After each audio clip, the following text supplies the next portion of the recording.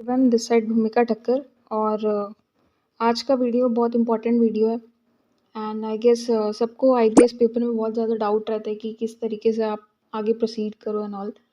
इसके अलावा मैंने ये बता दूं कि मैंने आईबीएस के ऊपर ऑलरेडी मैंने 4 वीडियोस बना चुके हैं और मेरे को बहुत अच्छा रिस्पॉन्स आया। और मेरे को अच्छा लगता है कि कोई मेरे को डाउट्स पूछते हैं या अपने बात को रखते हैं, तो आई अप्रिशिएट दैट। इसके अलावा जो आज का एजेंडा ये है कि मैं यहाँ पे मेरे सर्टिफाइड कॉपी आपको स्क्रीन पे दिख रहा होगा, वो मैं आपको एनालिसिस करके बताऊँगी कि किस तरीके से मैंने प्रोसीड किया और ये हो सकता है कि आपके लिए हेल्पफुल रहे ड्यूरिंग योर एग्ज़ाम्स। ठीक है। सो इससे पहले बताने से पहले मैं ये बता दूँ कि मेरे जो मैंने एग्ज़ाम्स दिए थे उस टाइम मैंने दोनों ग्रुप का प्रिपरेशन किया था, इसलिए थोड़ा मेरे लिए आसान भी था चीज़ों को तुरंत से एनालाइज कर लेना कि कहाँ पे क्वेश्चन ये किस चैप्टर से है या किस सब्जेक्ट से है। ठीक है।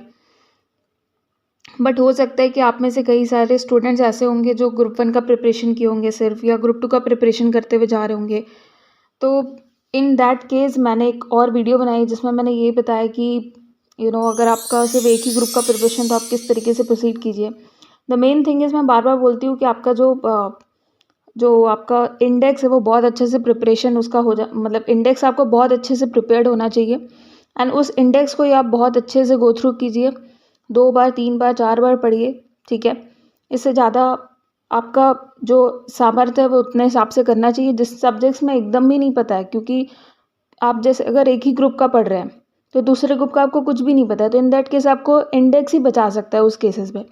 सो आप अपना इंडेक्स को बहुत अच्छे से प्रिपेयर कीजिए, उस इंडेक्स को ही आप अच्छे से पढ़िए, वही आपको हेल्प करेगा। ठीक है। इसके अलावा जब आप एग्ज़ाम्स में बैठ रहे हैं, आपका जो 15 मिनट्स का टाइम है वो आप वही चीज़ को एनालाइज कीजिए कि आपको कौन सा केस स्टडी नहीं करना है फर्स्ट ऑफ ऑल। तो मैंने यहाँ पे क्या किया था कि मैंने अपना केस स्टडी 5 है उसको मैंने यहाँ पे छोड़ के गई थी। सो केस स्टडी 5 मैंने अटैम्प्ट नहीं किया था, मैंने 1 2 3 4 अटैम्प्ट किए थे। इसके अलावा एक और बात बहुत इंपॉर्टेंट है कि देखो, अगर मैं 5 केस स्टडीज़ को बना देती हूँ तो फिर इस केस में क्या होता है, बेस्ट ऑफ जो 4 है वो मेरे को मार्क्स मिलेगा। बट द थिंग इज़ इसके साथ साथ ये भी न्यूज़ मिली है कि आईसीएआई क्या करता है यहाँ पे 5 मार्क्स डिडक्ट करके चलेगा वो। ठीक है। भले वो बेस्ट ऑफ 4 का ही मार्क्स देगा जब आप 5 केस स्टडीज़ बनाते हो, बट वहाँ पे आपको क्या मिलेगा, 5 मार्क्स का डिडक्शन भी हो जाएगा एज अ पेनल्टी के तौर पे। सो ये चीज़ को आपको कंसिडर करना है। इसके अलावा मैं बता दूँ कि मेरे को जो ओएमआर शीट है उसमें मेरे को 32 मार्क्स आते हैं। आपका जो ओएमआर शीट है दैट इज़ जो आपको फ्रंट पेज पे दिख रहा है इधर, उसी में आपको अपना आंसर्स लिखना है एमसीक्यूज़ का। उसमें कोई अलग से आपको पॉइंट्स नहीं लिखने हैं कि ये रीज़न क्यों हुआ क्या हुआ, क्योंकि आपको लगेगा बहुत बार कि ये तो 2-2 मार्क्स का एमसीक्यू है, इसका मतलब हमको तो यहाँ पे डिस्क्रिप्टिव भी चलना है। नहीं, आपको एमसीक्यूज़ को ओएमआर शीट में ही कवर करना है और वो 2 मार्क्स ईच आपको अपने येस और नो, मतलब जो आपका करेक्ट एमसीक्यूज़ है उसी में मिलेगा। आपको उसके प्रति मतलब फर्दर उसके प्रति डिटेल्स देने का ज़रूरत नहीं है अपने कॉपी में। ठीक है। इसके अलावा आप क्या करते हो, हाँ, जो मेरा ओएमआर है वो 32 मार्क्स आया था और जो मेरा डिस्क्रिप्टिव है दैट इज़ 36.5 आया था। तो ओवरऑल मेरे को 69 मार्क्स आया था। तो ये तो रहा मेरा प्रेजेंटेशन की जो ओएमआर शीट का होता है नॉर्मल रहता है कि आपको अपने बस इसमें यही ध्यान रखना कि आप जो पॉइंट्स हाईलाइट कर रहे हो वो सबको पता है कि बहुत अच्छे से करना है ताकि आपके मार्क्स इसमें तो एटलीस्ट ना कटे। क्योंकि बहुत बार होता है कि आपको आता है चीज़ लेकिन आपने इस तरीके का टेक्निकल चीज़ नहीं किया, क्योंकि ये सब चीज़ कंप्यूटर में स्कैन होता है। तो ये जो कलरिंग चीज़ है वो एकदम जो अपना सर्कल है उसमें अच्छे से कलर करना। इसके अलावा द थिंग इज़ जो मैंने किस तरीके से अटेम्प्ट किया अपना पेपर, आप मेरा देखोगे तो मैंने एक एक केस स्टडी को ना एक एक सिंगल पेज में चालू किया है। ठीक है। इसके अलावा जो जो मैंने क्वेश्चन है, जैसे कि केस स्टडी 1 मैंने चालू किया तो केस स्टडी 1 का 1.6 दिखाया, उसका आंसर्स लिखा। फिर केस स्टडी 1 का आगे बढ़ती गई, फिर यहाँ पे मैंने तुरंत 1.7 नहीं चालू कर दिया जब मेरा 1.6 खत्म हो गया। तो नीचे वाले पेज पे मैंने क्या किया है, एक फ्रेश पेज में चालू किया 1.7 को, देख रहे हो आप।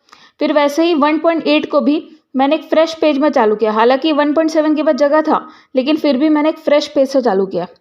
इसके अलावा एक और चीज़ आप गौर किए कि मैं जब केस स्टडी लिख रही हूँ कि मैंने एक फ्रेश केस स्टडी स्टार्ट किया, तो वो चीज़ मैं टॉप मिडिल में दिखा रही हूँ वो चीज़ को। तो इससे क्या हो रहा है, जो इन्विजिलेटर उसको मतलब पता चल पा रहा है कि यहाँ पे डायरेक्टली एक दूसरा केस स्टडी अब चालू हो गया है। तो यहाँ पे देखो कितना क्लैरिटी के हिसाब से मैंने दिखाया। इसके अलावा द पॉइंट इज़ कि मैंने जब जब आंसर्स निकल के आ रहे हैं तो उस चीज़ को मैंने देखिए पेंसिल से हाईलाइट किया है, या फिर आप उसी ब्लैक पेन को भी यूज़ कर सकते हो, पेंसिल है तो पेंसिल को भी यूज़ कर सकते हो।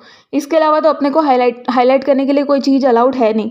सो या तो पेंसिल यूज़ कीजिए या तो फिर अपना जो ब्लैक पेन है उसको यूज़ कीजिए, लेकिन उस चीज़ को हाईलाइट कीजिए जो यहाँ पे आपको मेन यहाँ पे एलिमेंट दिख रहा है आंसर का। ठीक है, जैसे मैंने यहाँ पे जो हाईलाइट करती गई तो इसमें आप देख सकते हो कि मेरे को 2.6 नंबर जो आपका क्वेश्चन है उसमें मेरे को 5 में 5 मार्क्स मिले। तो अगर प्रेजेंटेशन आपका बहुत अच्छा है, बहुत नीट दिख रहा है, आप टू द पॉइंट आप आंसर दे रहे हो, आपको यहाँ पे पूरा लिखने का ज़रूरत नहीं है कि क्या हुआ क्या नहीं हुआ, पूरा स्टोरी बताने का ज़रूरत नहीं है जो हम लोग जनरली करते एक नॉर्मल सा जब अपने एग्ज़ाम्स देते हैं, बाकी एग्ज़ाम्स जो होता है उसमें हम बहुत सारा स्टोरीज लिखने का ट्राई करते हैं। लेकिन जब आपको इसका आंसर पता ही है कि टू द पॉइंट है, आपका ICA का आंसर अगर आपको ढूंढ पा रहे हो तुरंत ही उसी के हिसाब से ही लिखो जो ICA के स्टडी मैट में दिया हुआ है, और टू द पॉइंट ही आंसर लिखो। और इसके अलावा आप नीट आंसर लिखो एंड आप हाईलाइट करते हुए जाओ कि आपका आंसर्स में जो की आपको एलिमेंट्स दिख रहे हैं कि ये सब चीज़ें हाईलाइट हो सकती है, आप उसको हाईलाइट करते चलो, तो आपको अच्छे मार्क्स आने ज़रूर आएंगे। ठीक है, सो इस तरीके से तो ये प्रेजेंटेशन था। इसके बाद आप एक और चीज़ मेरे कॉपी में आप नोट कर सकते हो कि जब मैं एक केस स्टडी को चालू कर रही हूँ, ठीक है, जैसे ये केस स्टडी 2 था तो 2 का 2.6 जब चालू हुआ तो 2.7 ही आया, उसके बाद 2.8 ही आया। ठीक है, ऐसा नहीं हुआ कि 2.7 के पहले हम 2.8 ले आए थे। ठीक है, इससे क्या हो रहा है ना कि इन्विजिलेटर को ज़्यादा मेहनत भी नहीं करना पड़ रहा है। देखो मेरा बहुत जगह पे ना मैंने इस तरीके से स्पेस छोड़ दिया था, तो क्या हुआ, जैसे ये आपको ना जो मेरे 4th नंबर वाले क्वेश्चन है उसको उसमें आपको बहुत अच्छे से दिखेगा। ठीक है, तो मैंने क्या किया था स्पेस छोड़ दिया था। जब मैं एक केस स्टडी के सारे क्वेश्चंस कर रही हूँ, जैसे 4 का 4.6 कर रही हूँ, 4.7 कर रही हूँ, 4.8 कर रही हूँ। ठीक है, तो करते करते क्या हुआ कि बीच में मेरे को एक केस स्टडी नहीं आ रहा था, क्या उसके आंसर्स नहीं आ रहे थे। देखो आप किस केस स्टडी में देख सकते हो, केस स्टडी 4 है, 4.6 लिखा। अब 4.6 लिखने के बाद मेरे को 4.7 में डाउट था कि वो मैं खोज पाऊंगी नहीं खोज पाऊंगी, और कहीं पे लग रहा था कि मैंने देखा है, तो इसलिए मैंने इसको क्या कर दिया, एक टाइम के लिए साइड कर दिया था। उसके लिए मैंने 2-3 पेजेस छोड़ भी दिए थे। ठीक है, लेकिन उसके पहले मेरे को 4.8 करना था, तो मैंने क्या किया, 4.7 के लिए पेजेस छोड़ा, आगे बढ़ा। तो आप देख सकते हो जब 4.7 मैंने किया तो एक पेज ऐसे ही ब्लंडर मतलब गलती से छूट गया था, एक्स्ट्रा छूट गया, तो मैंने क्या किया, उसको काट दिया और आगे जाके 4.8 किया। तो इससे कोई गड़बड़ी नहीं होने वाला है। ठीक है, इससे क्या होगा कि आपका प्रेजेंटेशन बहुत अच्छे से जाएगा। ठीक है, और क्रोनोलॉजिकल वे पे है तो इन्विजिलेटर को ज़्यादा तकलीफ भी नहीं होगा चेक करने में। ठीक है, सो आप देख सकते हो जो मैंने पेज छोड़ा था उसके बावजूद में मेरे को जो अपना केस स्टडी 4 में आप देख सकते हो मेरे को कि 14.5 मार्क्स आए। ठीक है, सो क्रोनोलॉजिकल ऑर्डर पे चलना बहुत ज़रूरी है। इसके अलावा जो मेन थिंग्स जो मैंने खुद एनालाइज किया वो मेरे को बताना है कि हाँ वही चीज़ है कि आप नए पेज से हर केस स्टडी को चालू करो, उसके बाद गैप छोड़ो। अगर 3.6 है तो 3.8 आ रहा है, फिर भी आप 3.7 के लिए बीच में पेज छोड़ो और तब जाके आप 3.8 को सॉल्व करो। ठीक है, इसके बाद आपको हाईलाइट करते हुए चलना है जो जो आपके कीवर्ड्स आपको दिखते हैं, जो की एलिमेंट्स आपको दिखते जाते हैं आंसर्स के। इसके बाद आपको टॉप मिडिल में ही अपना केस स्टडी का नाम स्टार्ट करना है। ठीक है, ताकि क्या होगा कि ऑटोमेटिक हाईलाइट हो जाएगा कि अच्छा ये वाला केस स्टडी अभी चालू हुआ है, तो इन्विजिलेटर को ज़्यादा मेहनत नहीं करना पड़ेगा खोजने में कि कौन सा केस स्टडी कब चल रहा है क्या नहीं चल रहा है। ठीक है, जिस तरीके से दिख रहा है। इसके अलावा जो आपको मटेरियल ले जाना है, ये बहुत जन का क्वेश्चन होता है कि मटेरियल कौन सा ले जाए क्या ले जाए। तो द थिंग इज जो आपको मटेरियल ले जाना है वो आपको इस तरीके से ले जाना है कि उसमें सारा SM का क्वेश्चंस कवर्ड हो। जो अपना स्टडी मटेरियल है वो कवर्ड होना चाहिए। It can be TYQs, it can be illustrations, it can be MTPs, RTPs, it can be past papers. जितना भी क्वेश्चंस जो ICAI की तरफ से बना हुआ है वो सारा का सारा कवर होना चाहिए, specially the TYQs and illustrations.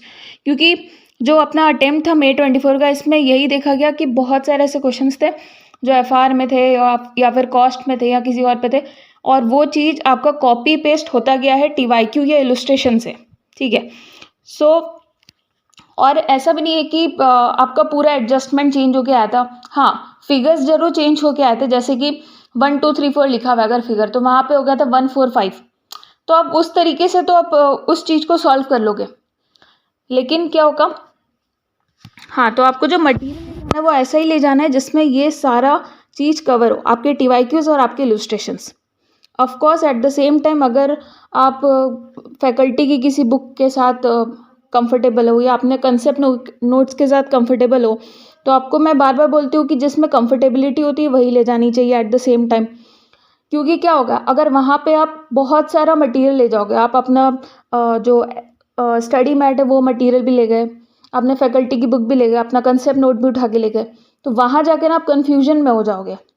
सो इसलिए मैं बार बार बोलती हूँ कि जो मटेरियल है उसको शॉर्टिंग करना भी उतना ही इंपॉर्टेंट है। ठीक है, आपको पता है कि आपको मटेरियल पे आपका एसएम का टीवाईक्यूज और इलस्ट्रेशंस कवर हो जाना चाहिए। तो अगर आपके पास वैसे कोई क्वेश्चन बैंक है जिसमें आपके ये सारे कवर है, तो आपको उसी में भरोसा कर देना चाहिए। आप बार बार ये मत सोचो कि मेरे को कौन सा बुक ले जाना है, क्या ले जाना है। हाँ, ये ज़रूर है कि आपके टीवाईक्यूज इलस्ट्रेशन उसमें कवर होने चाहिए। ठीक है, अगर एडिशनल चीज़ भी उसमें कवर है तो वो तो अच्छा बात है ना, तो वो आपको ज़रूर ले जाना चाहिए। तो इस तरीके से आप मटेरियल का शॉर्टिंग कर सकते हो। बाकी मैंने और भी वीडियोज़ बनाए हैं जो आपको हेल्प कर सकते हैं आपके आईबीएस पेपर में। सो यही आज का जो मेरा एजेंडा था वो क्लियर हो गया कि किस तरीके से आपको आगे प्रोसीड करना चाहिए। और ये मेरा सर्टिफाइड कॉपी मैंने आपको दिखाया फॉर योर रेफरेंस पर्पज़, कि थोड़ा आपको क्लैरिटी मिल सके कि आप किस तरीके से प्रोसीड कर सकते हो। सो इसी के साथ मैं वीडियो एंड करती हूँ और होप करती हूँ कि आपको ये वीडियो हेल्प करेगा। और अगर आपको ये डेफिनेटली हेल्प करता है तो इन दैट केस आप प्लीज़ इसको लाइक शेयर और कमेंट कीजिए, ताकि मैं और मोटिवेट हूँ और इस तरीके से और वीडियोज़ बनाती रहूँ। Thank you.